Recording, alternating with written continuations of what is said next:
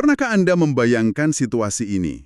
Suatu sore, ada seseorang mengetuk pintu rumah Anda. Oke, terdengar seperti awal dari sebuah film thriller ya. Nah, bayangkan orang ini menyodorkan selembar kertas dengan kop surat resmi. Terus, dengan nada dingin, dia memerintahkan Anda untuk menyerahkan 30% dari total pendapatan Anda tahun ini. 30%? Wow, itu jumlah yang lumayan bikin jantungan. Bener banget. Dan kalau Anda menolak, atau ya sekedar mencoba berdebat, orang ini punya kuasa penuh untuk menyita rumah Anda, bahkan membekukan rekening bank Anda, atau mengirim sekelompok orang berseragam untuk menjebloskan Anda ke penjara. Ancaman yang sangat nyata. Betul. Sekarang, pertanyaannya ke Anda yang sedang mendengarkan. Apakah orang yang berdiri di teras Anda itu seorang penagih pajak resmi dari negara?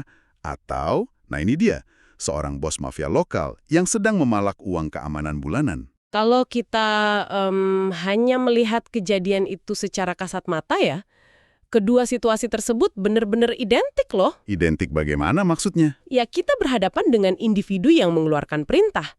Keduanya menuntut penyerahan harta benda Anda, keduanya menggunakan ancaman paksaan, dan keduanya menjanjikan penderitaan fisik maupun finansial kalau Anda berani membangkang. Iya juga ya, secara empiris, secara fisik, tindakan memalak dan menagih pajak itu adalah serangkaian peristiwa yang sama persis. Bener, sama persis. Tapi entah bagaimana, di dalam kepala kita secara kolektif bersepakat bahwa yang satu adalah pilar penyangga peradaban yang kita sebut sebagai hukum. Sedangkan yang satunya lagi... Yang satunya lagi jelas kita sebut tindakan premanisme dan kriminal murni. Mengapa batas antara negara dan mafia bisa begitu tipis? Apa sebenarnya yang membedakan mereka? Itu pertanyaan $1 juta. Jujur saja, agak ambisius. Kita akan membedah salah satu literatur paling berbobot dalam sejarah jurisprudensi modern. Iya, kita sudah membicarakan cuplikan dari buku legendaris Pure Theory of Law atau Teori Hukum Murni, karya dari pemikir hukum raksasa abad ke-20 Hans Kelsen. Betul sekali. Kita akan membongkar realitas di sekitar Anda dan mencari tahu apa yang tersisa dari hukum jika kita menguliti semua hal lain. Maksud saya, hal-hal kayak moral, politik, dan sosiologi. Kelsen benar-benar mengupas habis itu semua. Oke, mari kita bedah ini. Karena untuk menjawab teka-teki penagih pajak versus bos mafia tadi, kita harus melepaskan kacamata sehari-hari kita. Kita harus pakai kacamata khusus yang ditawarkan oleh Kelsen, kacamata yang sangat dingin dan steril. Nah, konsep steril itu memang fondasi dari seluruh pemikiran Kelsen ya. Dia dengan tegas menyebut pendekatannya sebagai teori hukum murni. Tunggu, murni dalam artian apa nih? Perlu ditekankan sejak awal kalau ini adalah teori tentang hukum positif secara umum. Jadi, Kelsen tidak sedang menulis komentar tentang hukum konstitusi Indonesia, atau Amerika, atau Jerman. Berarti dia nggak sedang membahas undang-undang negara tertentu ya? Betul. Dia sedang membangun sebuah teori umum tentang apa itu hukum pada esensinya. Kata murni di sini merujuk pada ambisi Kelsen untuk membersihkan ilmu hukum dari semua elemen asing. Elemen asing yang mengotori hukum, maksudnya bagaimana? Kelsen merasa disiplin ilmu hukum selama abad ke-19 dan ke-20 itu sudah terlalu banyak dicampur adukan dengan hal-hal di luar hukum itu sendiri. Sebentar, kalau kita bicara tentang mengotori hukum, apa sebenarnya elemen asing ini? Saya berasumsi dia berbicara tentang hal-hal yang tidak tertulis di dalam teks undang-undang. Ya, seperti psikologi, sosiologi, teori politik, dan yang paling sering bergesekan itu etika. Nah, ini yang bikin saya agak bingung. Kalau kita bicara soal etika atau moralitas, rasanya mustahil memisahkan hukum dari moral. Maksud saya, larangan membunuh atau mencuri itu ada di dalam kitab undang-undang, justru karena masyarakat secara moral menganggap perbuatan itu jahat, kan? Tentu, itu anggapan umum yang sangat wajar. Iya kan? Moralitas adalah fondasinya. Bagaimana Kelsen bisa dengan santainya memisahkan, ibaratnya memisahkan telur dari adonan kue yang sudah matang? Yang sangat menarik di sini adalah bagaimana Kelsen merespons argumen semacam itu. Kelsen sama sekali tidak menyangkal kalau manusia itu makhluk yang penuh dengan pertimbangan moral. Oke. Jadi, dia mengakui moral itu ada. Oh, sangat mengakui. Dia juga tahu kalau sejarah pembuatan undang-undang pasti dipengaruhi oleh etika masyarakat pada masanya. Tapi, nah ini tapinya, dia mengkritik keras apa yang dia sebut sebagai sinkretisme metodologis. Sinkretisme metodologis? Wah, istilah yang berat nih. Intinya itu kebiasaan ilmuwan hukum yang mencampur adukan metodologi ilmu lain, kayak psikologi atau etika tadi, ke dalam analisis hukum. Kelsen membedakan antara proses terjadinya hukum dan validitas hukum itu sendiri. Nah, jadi proses pembuatannya boleh saja dipengaruhi moral, tapi ketika menilai hukumnya, Betul, bagi Kelsen, ilmu hukum itu bukan ilmu yang bertugas menilai apa yang secara moral baik atau buruk. Ilmu hukum itu mendeskripsikan objeknya secara saintifik. jadi dia memisahkan antara penilaian moral subjektif kita terhadap hukum tersebut dengan keberadaan hukum itu secara objektif. Persis banget. Dalam sumber yang kita bedah, Kelsen memberikan contoh mengenai moralitas Kristen. Oke, contohnya bagaimana? Seseorang yang sangat religius mungkin menilai sebuah hukum itu baik dan adil hanya jika hukum tersebut sejalan dengan perintah kasih dalam agamanya. Namun, penilaian nilai yang subjektif itu terpisah sepenuhnya dari validitas hukum itu sendiri. Berarti biarpun hukumnya dianggap jahat, dia tetap hukum? Ya, sebuah hukum yang disahkan oleh parlemen yang mungkin mewajibkan sesuatu yang dianggap amoral oleh sebagian besar masyarakat, itu tetaplah sebuah hukum yang valid kalau ia dibentuk melalui prosedur konstitusional yang sah. Wow, sangat dingin. Sangat dingin. Validitas keberadaan sebuah hukum tidak bergantung pada apakah hukum itu mendapat persetujuan moral dari Anda, dari saya, atau dari masyarakat luas. Jadi, apa artinya ini semua? Kalau saya coba cerna, ini mirip seperti kita mempelajari buku panduan aturan main catur. Catur, analogi yang menarik. Coba teruskan. Saat kita melihat papan catur, kita cuma menganalisis bagaimana bidak kuda bergerak membentuk huruf L, atau bagaimana menteri boleh bergerak lurus dan diagonal secara sah. Kita sama sekali tidak berdebat apakah pengorbanan pion itu secara moral kejam, kan? Iya, betul sekali. Kita tidak memikirkan perasaan pionnya. Kita juga nggak menganalisis trauma psikologis pemain yang kehilangan ratunya. Kita cuma melihat kerangka aturan mainnya secara mekanis, sah atau tidak sah. Nah, analogi catur itu merangkum pendekatan Kelsen dengan sangat rapi. Kelsen ingin kita melihat hukum sebagai sistem norma yang tertutup, sama seperti aturan catur tadi. Masuk akal. Tapi, ini memunculkan masalah baru di kepala saya. Aturan catur kan cuma berlaku di atas papan berukuran 8x8 kotak. Sedangkan hukum?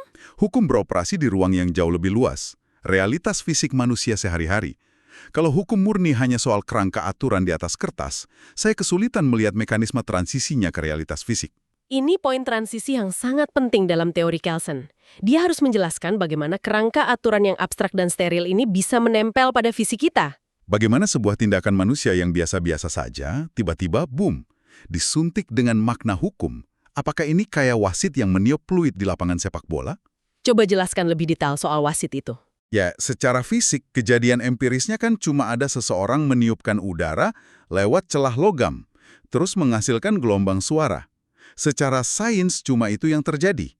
Tapi secara aturan pertandingan, bunyi itu mengubah realitas, waktu dihentikan, dan tendangan bebas diberikan. Itu contoh yang luar biasa tepat. Kelsen melihat realitas persis seperti itu. Menurutnya, setiap fenomena sosial yang kita sebut hukum selalu terdiri dari dua elemen dasar. Apa saja dua elemen itu? Pertama, ada kejadian eksternal yang faktual.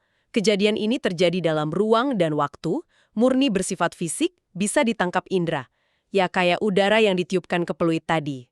Oke, itu fisiknya. Yang kedua? Kedua, ada makna spesifik yang melekat pada kejadian tersebut.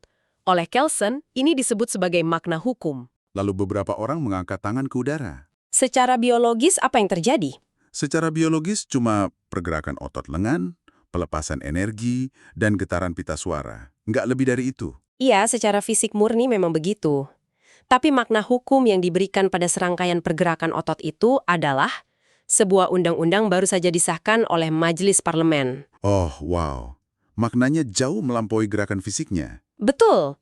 Atau bayangkan seorang pria beruban duduk di kursi kayu yang tinggi, lalu membaca serangkaian kalimat dari selembar kertas ke arah pria lain yang berdiri di depannya. Hakim yang membacakan vonis? Tepat. Realitas empirisnya cuma pergerakan mulut dan suara. Tapi makna hukumnya, sebuah keputusan pengadilan dijatuhkan dan pria di depannya kehilangan hak kebebasannya. Gila ya. Dokumen sumber kita juga memberikan contoh pertukaran surat antara dua pedagang kan? Secara fisik cuma kertas yang berpindah tangan, tapi makna hukumnya adalah terciptanya kontrak yang mengikat. Ya, surat itu menjadi dokumen hukum yang punya kekuatan memaksa. Tapi tunggu.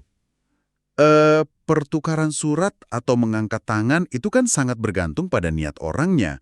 Bukankah ada kalanya apa yang dipikirkan oleh seseorang tidak sesuai dengan kenyataan hukum yang ada? Maksudnya niat yang meleset? Iya, saya bisa saja ngangkat tangan di gedung parlemen murni karena ingin meregangkan otot bahu yang pegal, bukan untuk menyetujui undang-undang loh. Nah, Anda menyentuh lapisan Kelsen yang lebih dalam di sini. Kelsen sangat sadar akan potensi kebingungan itu. Makanya, dia memperkenalkan perbedaan krusial antara makna subjektif dan makna objektif. Makna subjektif dan objektif. Oke, bagaimana membedakannya? Terkadang, apa yang diyakini secara subjektif oleh si pelaku tindakan di dalam kepalanya bertabrakan tajam dengan makna objektif tindakan tersebut di mata hukum. Bisa kasih contoh dari teks Kelsen? Tentu, Kelsen mencontohkan ini dengan sebuah kejadian historis yang cukup gelap, yaitu apa yang disebut sebagai pembunuhan rahasia Feme. Pengadilan rahasia Feme. Wah, saya bisa melihat kemana arahnya. Berarti ada sekelompok orang yang merasa punya otoritas hukum padahal sebenarnya tidak. Tepat.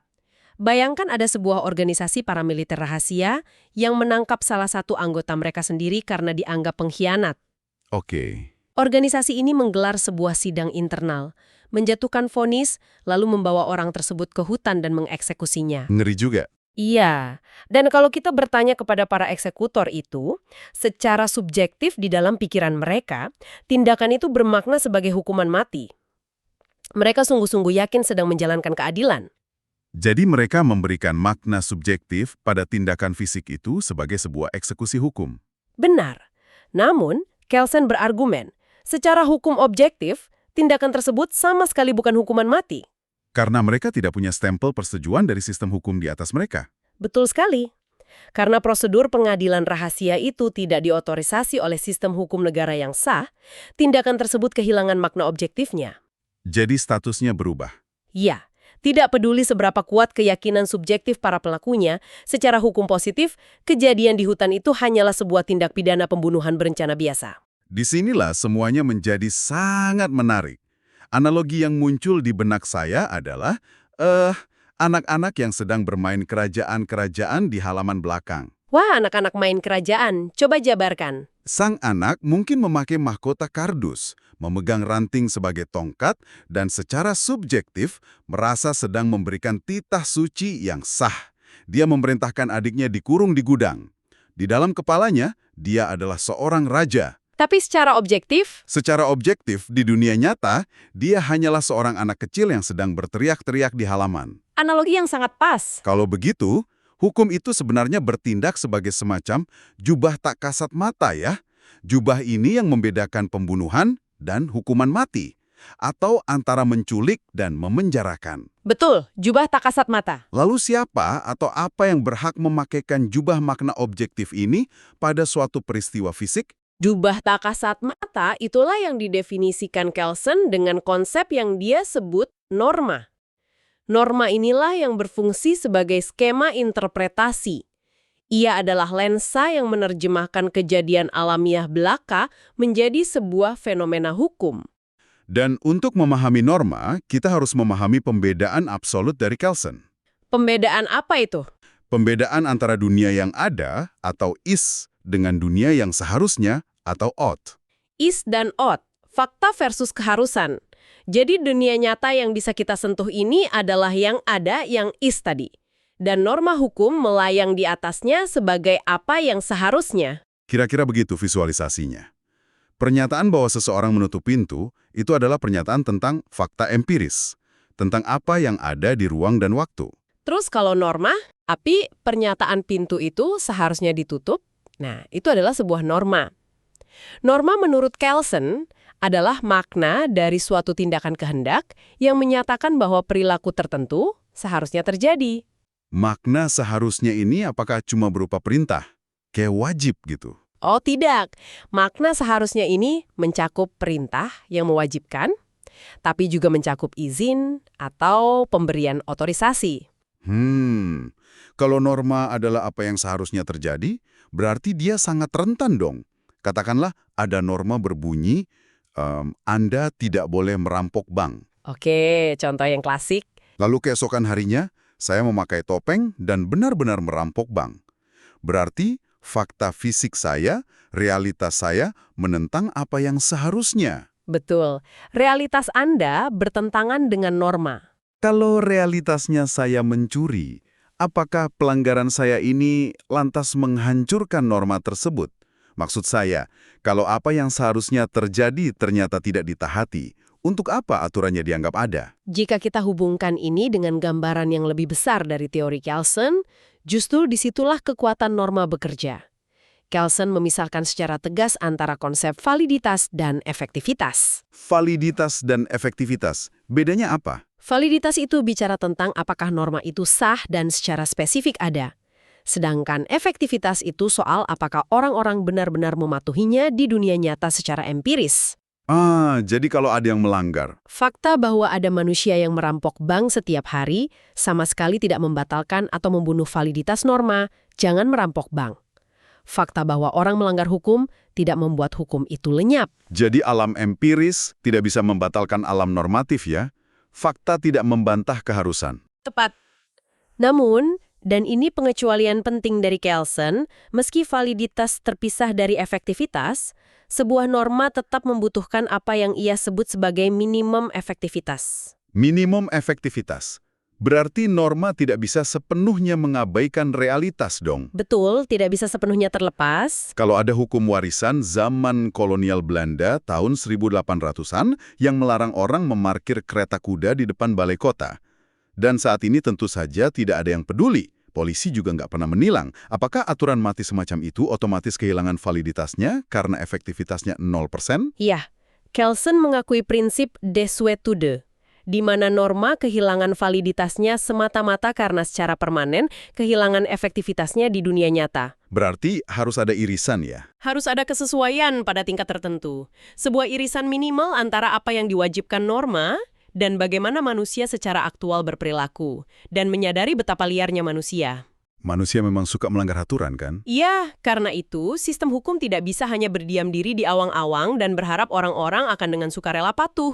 Sistem hukum butuh alat pemaksa. Nah, ini membawa kita pada bagaimana hukum turun dari alam ide ke realitas fisik dengan tangan besi.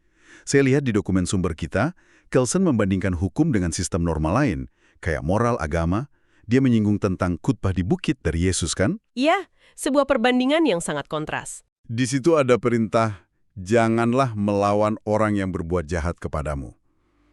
Itu adalah perintah murni. Ia menuntut kepatuhan dari dalam hati tanpa ada ancaman sekuler. Nggak ada petugas yang akan memukuli Anda kalau Anda melawan. Tapi hukum tidak beroperasi dengan kelemah lembutan itu kan? Tidak sama sekali. Karakteristik paling definitif dari hukum dibandingkan tatanan sosial lainnya adalah hukum merupakan sebuah tatanan paksaan atau coercive order. Tatanan paksaan. Hukum memaksa kita? Hukum mengendalikan perilaku manusia dengan cara menetapkan sebuah konsekuensi.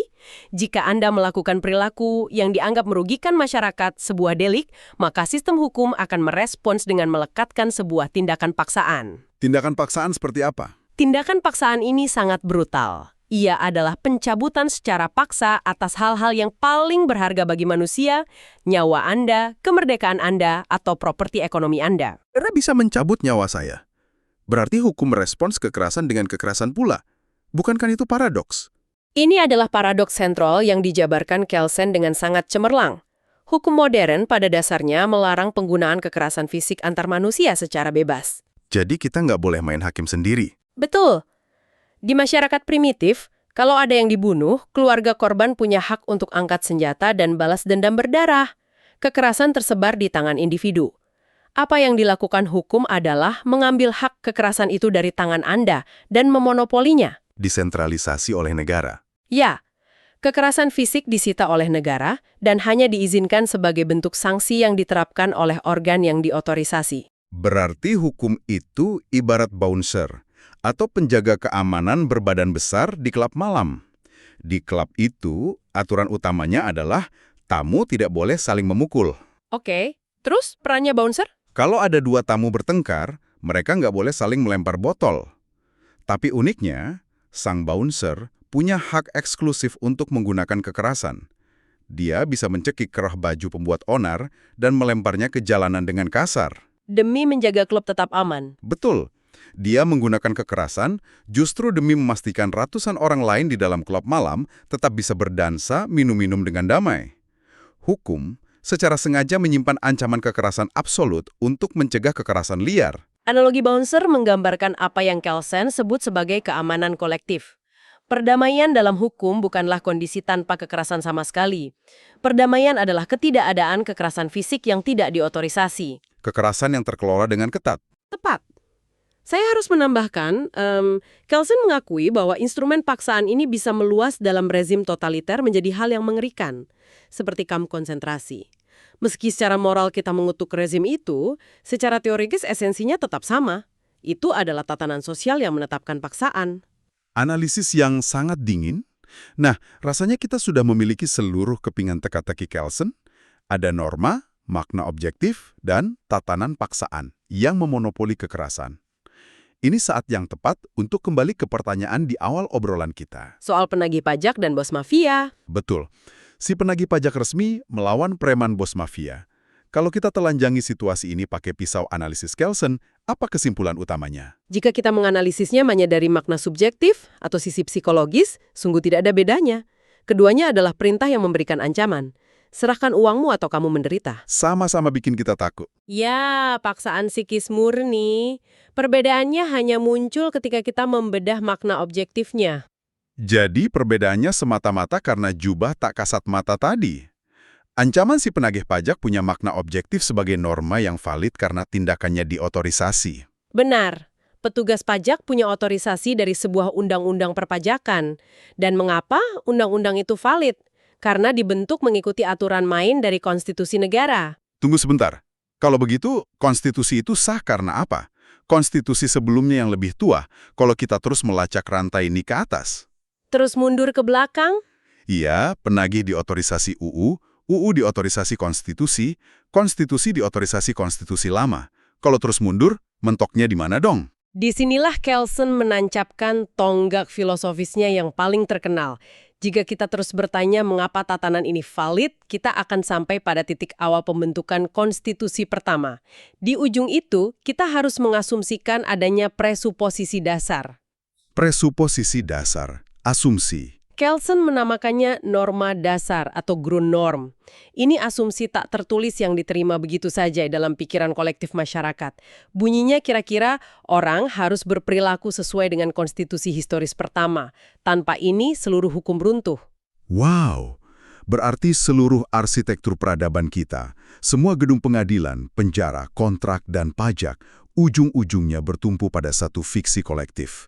Bisa dibilang begitu? Kekuatan si penagih pajak disokong oleh rantai panjang otorisasi yang bermuara pada kesepakatan diam-diam masyarakat bahwa sistem ini sah. Sebaliknya, ancaman si bos mafia berhenti secara memalukan pada ukuran ototnya sendiri. Preman itu tidak terkait jaring otorisasi apapun. Ini memunculkan pertanyaan penting sekaligus kesimpulan kita. Dari kacamata Kelsen, batas antara aksi premanisme jalanan dan otoritas negara sepenuhnya bersandar pada jaring-jaring norma tadi. Tanpa penerimaan akan norma dasar, sebuah negara tidak ada bedanya dengan geng perampok berskala raksasa. Sungguh cara yang radikal untuk melihat bagaimana dunia dikonstruksi. Bagi Anda yang mendengarkan, pikirkanlah implikasinya. Besok saat Anda menandatangani kontrak kerja atau dengan kesal membayar denda tilang ke polisi, ingatlah. Ingatlah bahwa Anda sedang berhadapan dengan jaring norma. Ya, Anda tidak sekedar berhadapan dengan petugas yang sedang bad mood. Anda sedang bergesekan langsung dengan jaring-jaring norma raksasa yang menyelimuti spesies manusia. Jaring yang menahan kita dari jurang balas dendam berdarah.